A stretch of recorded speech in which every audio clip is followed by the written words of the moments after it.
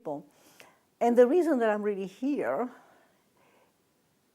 is because I've read the books, I've read the abstracts, I'm going on the internet, and I know about all these. Are you recording it? And I've covered the territory. And I know now that, of course, you know, other people have the same experience, and there's no question about it. But there is a big question. It's like when a belt was moved from one house to another. That was in 1980. It was on New Year's morning. I'd been to a house sale a day before, on Saturday, whatever it was. And I bought belongings belonging to Mrs. Frank, you know, some gems, leftover pieces of clothing, and a black dress. A black dress, you know, with a white collar, no seams, no pockets. And that night on New Year's Eve, a kid wore the dress as makeup, and as a masquerade. And the next morning, of course, you know, we had all this stuff. We had to clean up the house. Maria Teresa, an Italian friend, was there, and my husband Stuart was there. And here was the black dress. And I told my husband Stuart, I said, you know, I think the dress should have a belt. I think I'm going upstairs to see if I can find some cloths from Mrs. Frank so I can make a belt for it. And Stuart said, oh, you always want to change things. You know, you always dress in this weird way. You put together things that don't go with one another. Well, I got mad because this guy was really trying to dress me in his own way. I said, look, I want a belt from Mrs. Frank, and I'm going to make one. I was on the battlefield. So I ran up the stairs. I look around in all this stuff real fast. I don't find anything. So I come back downstairs, and here Maria Teresa says, Fiammetta, ma ci sta la cinta sulla stireria. I mean, there is a belt here on the ironing board. Well, I said, you know, I mean, who put the belt there? Stuart, did you put the belt there? He says, no. Maria Teresa, did you put the belt there? He says, no. I says, please, come on, stop fooling me. You know, why should we fool you? I mean, you know, you must have put it there. I said, yeah, right, I put it there. I was going upstairs to look for stuff. So basically, Maria Teresa left that evening. But before she left, I went downstairs in my studio, and I took a lens because I wanted to find out if it was the same material of the dress. Well, it was a curl, you know. It was. And I knew that there was no belt on the dress because there were no pockets or anything, you know, and this kid had worn it. You know, I knew there was no material in the dress. So I had two choices. One was what most people do, like the old people, or just forget about the whole thing. You know, these weird things happen. But then, of course, I'm not that type of person. I've always been curious. I always want to know what's going on. So I called a palm reader, a friend of mine. And I says, Betsy, you know, I mean, you know, this thing happened. What should I do? Oh, she said, why don't you call a radio station who has a midnight show with psychics, and they might help you. Psychics? I mean, you know, I don't really want to have anything to do with these people. They're weird, you know. I mean, I don't even know any, you know, the whole thing was creepy. So I called them. And they said, well, you should have a seance so you find out, you know, what happened to Mrs. Frank, what happened to the belt, etc., and to Lisa, my friend who had just died. And they gave me the name of a medium. A medium? Medium. This is strange. So I did. I called this woman, and I found out she taught French in a yeshiva, which sounded pretty normal. And then her helper, he was a computer programmer, you know. So they came over, and they looked around the house. You know, they felt the air, and they said there were cold areas here, and there were definitely energies. And I was looking at him. I said, you know, what's going on here? And then they said, yes, we'll be very happy to do a seance for you and to clear the house.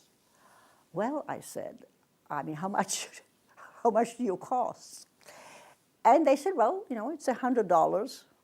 This was 1980. I said, $100, but that's a lot of money. Well, they said, you know, you're going to invite people to the seance. I said, well, who's going to want to come to a seance? You know, of course, I didn't know anything about seances. Oh, she says, people love to go to seances. I said, all right, okay, if I can get 7 people, then I can pay you. So I started calling my friends. Oh, well, I had no problem. I had no problem. The head of Spiritual Frontiers, Paul and Pat Fensky, came and they told me to have 3 tape recorders because very often tape recorders don't work. And then there were 2 MDs, my friends, the Gottesmans were there were other people.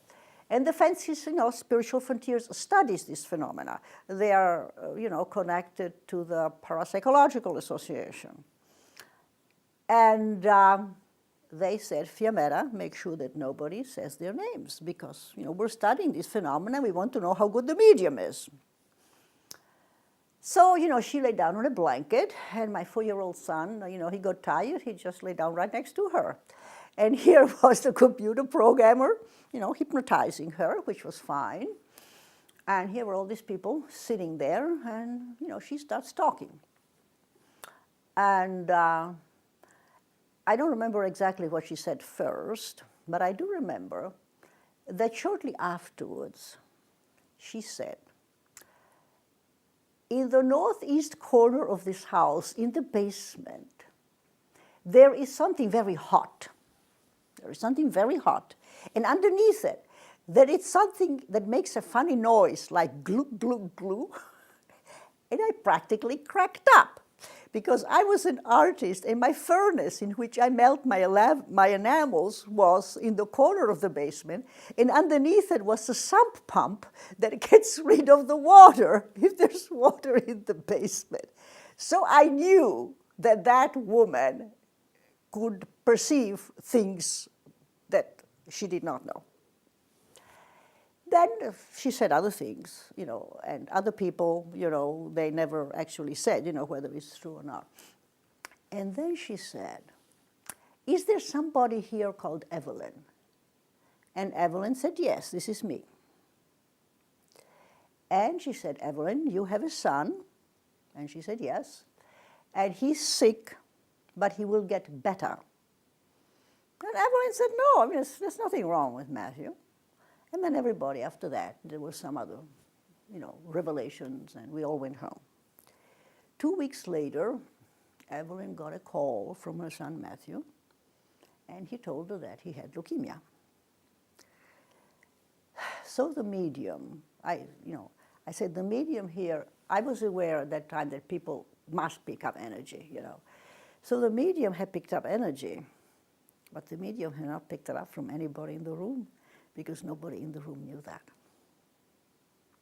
And of course, she asked me to help Matthew, blah, blah, blah. And about 2 or 3 weeks later, I was walking on Glenside Avenue, and all of a sudden, bingo, there are these words coming in.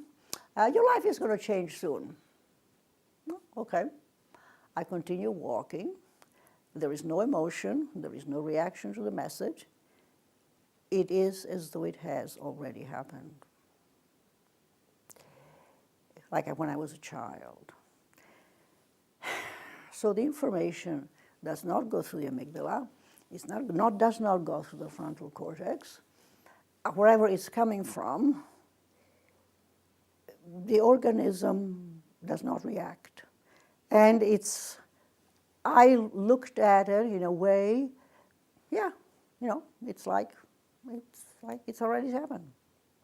And I have had experiences in dreams that I knew from the dream that this was for example, maybe it's just an image. These are always images. I'm a visual person.